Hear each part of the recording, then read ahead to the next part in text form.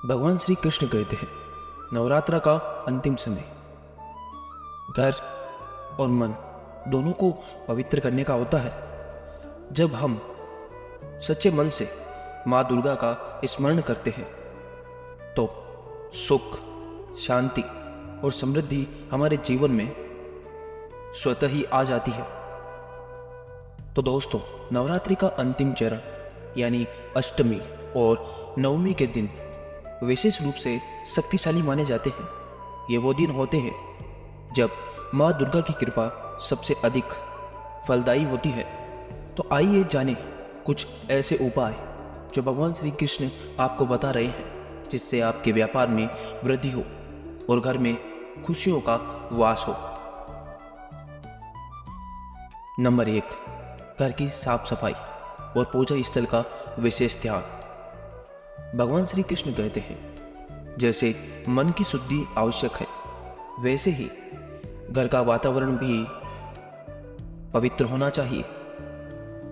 नवरात्रि के अंतिम दिन अपने घर और पूजा स्थल की पूरी तरह से सफाई करें। अगर घर स्वच्छ होगा तो घर में मां लक्ष्मी का निवास होगा और व्यापार में वृद्धि होगी। नंबर 2, कलश स्थापना का महत्व। भगवान श्री कृष्ण कहते हैं नवरात्रि के इन अंतिम दिनों में घर के मुख्य पूजा स्थल पर कलश की स्थापना करें। कलश में गंगा जल भरकर उस पर आम के पत्ते और नारियल रखें।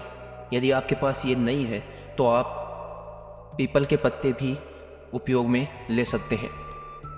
कलश का पूजन करने से घर में सकारात्मक ऊर्जा का संचार होता है और मां लक्ष्मी की कृपा से व्यापार में अत्यधिक वृद्धि होती है।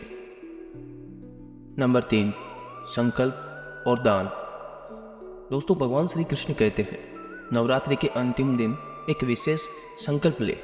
अपने जीवन में जो आप चाहते हैं उसकी कामना माँ दुर्गा से करें, लेकिन साथ ही दान का महत्व ना भूलें। जो भी संभव हो निर्धनों को अन्न, वस्त्र या धन का दान करें। इससे आपकी मनोकामनाएं शीघ्र ही पूरी होगी और व्यापार में भी वृद्धि होगी। आप किसी गरीब को खाना खिला सकते हैं या आप 21 या 7 ब्राह्मणों को घर पर बुलाकर खाना खिला सकते हैं। नंबर 4, कन्या पूजन और भोजन। भगवान श्री कृष्ण कहते हैं नवरात्रि के अंतिम दिन विशेष रूप से कन्या पूजन का आयोजन करें। कन्याओं को माँ दुर्गा का रूप माना जाता है। उन्हें भोजन करवाएं और उपहार दें। यह एक शुभ संकेत है जिससे माँ दुर्गा प्रसन्न होती है और आपके व्यापार में समृद्धि और परिवार में खुशी और शांति का वास होता है। नंबर 5, माँ दुर्गा की पूजा के साथ साथ कर्म का भी महत्व है। भगवान श्री कृष्ण कहते हैं माँ दुर्गा को प्रसन्न करने के लिए केवल पूजा ही नहीं बल्कि कर्म भी आवश्यक है। नवरात्रि के इस पवित्र समय में अपने व्यापार को निष्ठा और सत्य के साथ चलाइए। कोई भी अनुचित या गलत कार्य न करें। माँ की कृपा हमेशा उन पर होती है जो अपने कर्मों में सच्चे होते हैं।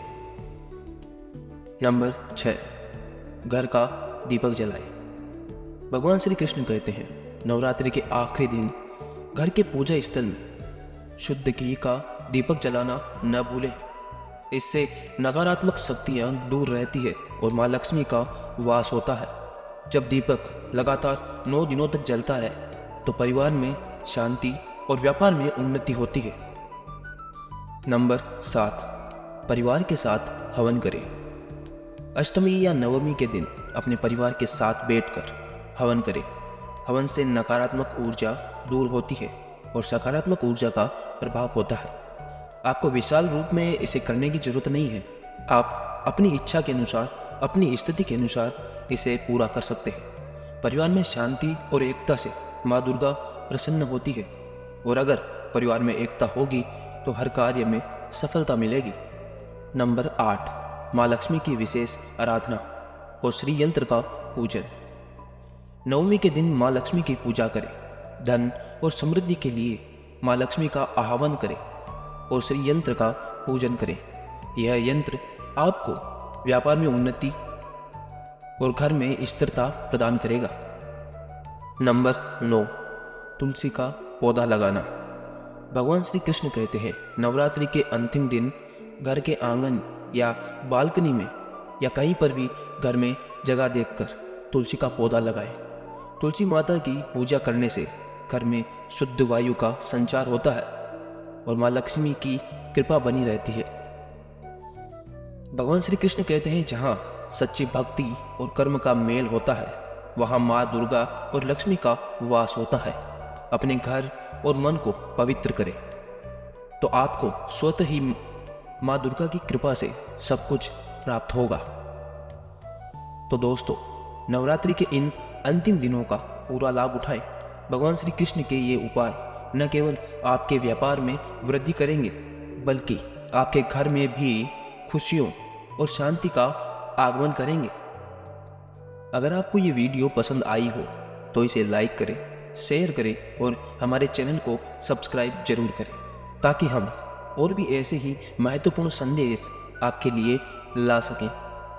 जय श्री कृष्णा, जय माँ दुर्गा।